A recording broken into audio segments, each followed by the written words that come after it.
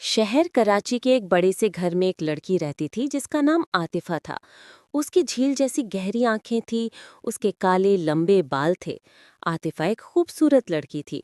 आतिफा अपने घर के सारे काम करती थी और पढ़ती भी थी। वो अब पढ़ाई और घर के काम को एक साथ मैनेज नहीं कर पा रही थी। आतिफा बहुत परेशान रहने लगी। उसे कुछ समझ नहीं आ रहा कि वो क्या करे। एक दिन सुबह वो सोकर उठी तो उसने देखा उसके सामने एक बूढ़ी औरत खड़ी है। वो उस बूढ़ी औरत को देखकर घबरा गई। बूढ़ी औरत उसे देखकर कहने लगी, घबराओ नहीं, ये जादुई गुलाब मैं तुम्हारे लिए लेकर आई हूँ, जिसकी मदद से तुम घर के सारे काम और पढ़ाई दोनों कर पाओगी।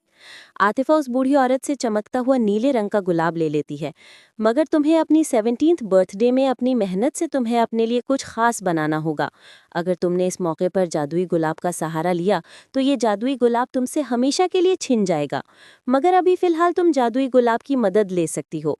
फिर वो बूढ़ी औरत गायब हो जाती है। फिर उसके बाद आतिफा जादुई गुलाब की मदद से अपने सारे काम करने लगती है कि इसी तरह एक दिन उसकी बर्थडे का दिन आ जाता है। उसे याद नहीं रहता कि वो बर्थडे वाले दिन भी जादुई गुलाब के जरिए अपने सारे काम करती है।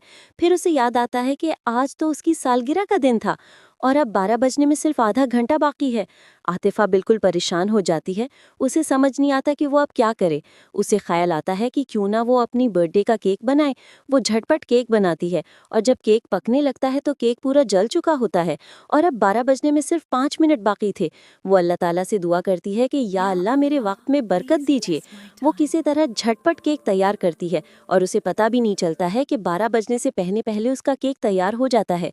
जब पूरे 12 बज चुके होते हैं तो वो बूढ़ी औरत आतिफा के पास आती है और उसकी मेहनत देखकर बहुत खुश होती हैं और आतिफा से कहती हैं कि ये जादुई गुलाब हमेशा के लिए तुम्हारा हो गया। Forget the like and subscribe.